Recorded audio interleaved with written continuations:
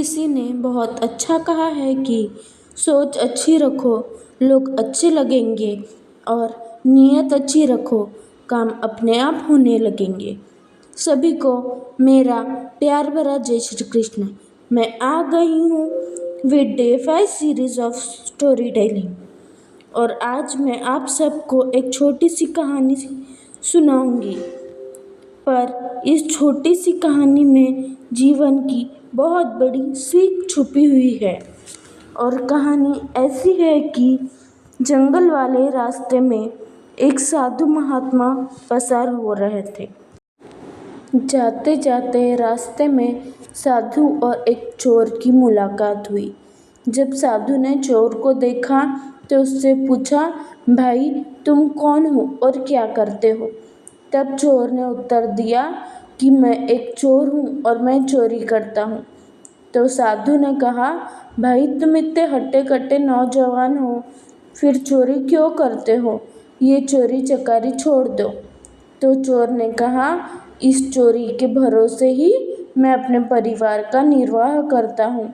मुझे कोई और काम करना नहीं आता, इसलिए मैं चोरी करता हूँ। तो साधु ने कहा, अच्छा अगर तुम चोरी नहीं छोड़ सकते तो क्या तुम मेरी एक बात मानोगे? तो चोर ने कहा, हाँ ज़रूर, आप कहिए। तो उन्होंने कहा कि तुम चोरी करो पर साथ ही भगवान का नाम भी लो, मंदिर में जाओ, पूजा पाठ भी करो। तो उस चोर ने कहा, मैं भगवान का नाम ले सकता हूँ पर पूजा पाठ करने जितना समय मेरे पास नहीं होता। तो साधु ने कहा, ठीक है कोई बात नहीं, तुम पूजा मत करना पर मेरी एक और बात सुन लो। तो चोर ने कहा, जी सुनाइए।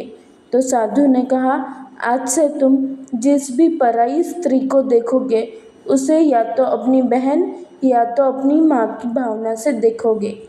तो चोर ने कहा, ठीक है। अब एक दिन वो चोर एक राज्य में चोरी करने गया। उस राज्य के राजा ने अपनी बीवी को अपने घर से अलग बाहर रखा हुआ था क्योंकि 12 वर्ष हो गए थे और वह उसे पुत्र नहीं दे पा रही थी। तो वो चोर ने सोचा कि भले ही ये बाहर रहती है पर है तो रानी ही ना, आज मैं इसके घर ही चोरी करूँगा।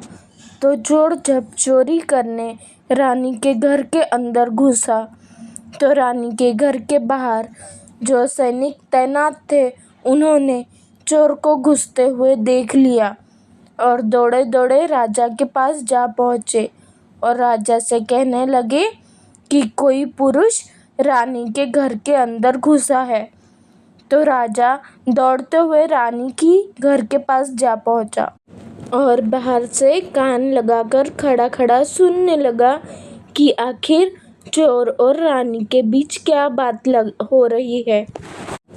चोर जब चोरी करने गया तो रानी ने उसे देख लिया और रानी ने उस चोर से कहा, तुम्हें जितना धन चाहिए उतना ले जाओ, मैं तुम्हें पैसों से माला माल कर दूंगी, पर बदले में तुम्हें मेरी एक इच्छा पूरी करनी होगी। चोर बोला, अवश्य, पुत्र के लिए इस माँ की जो आज्ञा होगी वो पूरी करने मैं तैयार हूँ।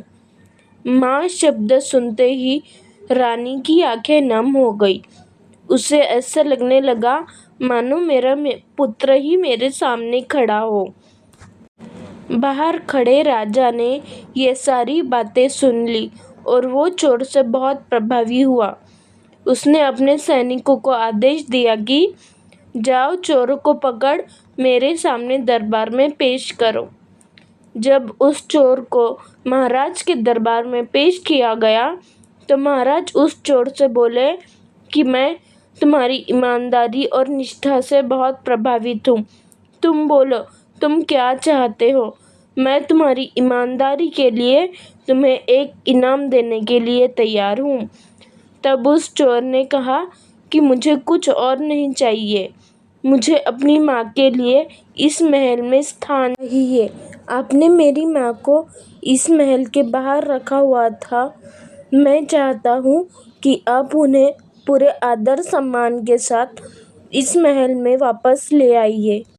राजा चोर की बात सुन बहुत ज़्यादा खुश हुआ और अगले ही दिन रानी को पूरे आदर सम्मान के साथ महल में ले आया। महल में आने से पूर्व रानी ने राजा के सामने एक शर्त रखी। रानी ने कहा, आप मेरी ये शर्त पूरी करेंगे तभी मैं महल में आऊंगी। तो राजा ने पूछा, आपकी ऐसी क्या शर्त है? जो रानी बोली, जिस चोर ने मुझे माँ कहा था, मैं चाहती हूँ कि आप उस चोर को इस राजमहल में ले आए और हमारा पुत्र साथ में इस राज्य का होने वाला उत्तराधिकारी भी घोषित करे। राजा रानी की बात पर सहमत हो गया और उसने उस चोर को राज्य का उत्तराधिकारी घोषित कर दिया। यहीं पर एंड होती है हमारी आज की कहानी। यह कहानी हमें यह बताती है कि हमारे विचार हमारे कर्म होते हैं। विचारों का शुद्धिकरण बहुत आवश्यक है। विचार शुद्ध कीजिए, कर्म अपने आप शुद्ध हो जाएंगे। तो आज की कहानी यहीं पर एंड करते हुए मिलते हैं अगली कहानी में। तब तक के लिए बाय बाय, टेक केयर, जय श्री कृष्ण, राधे राधे।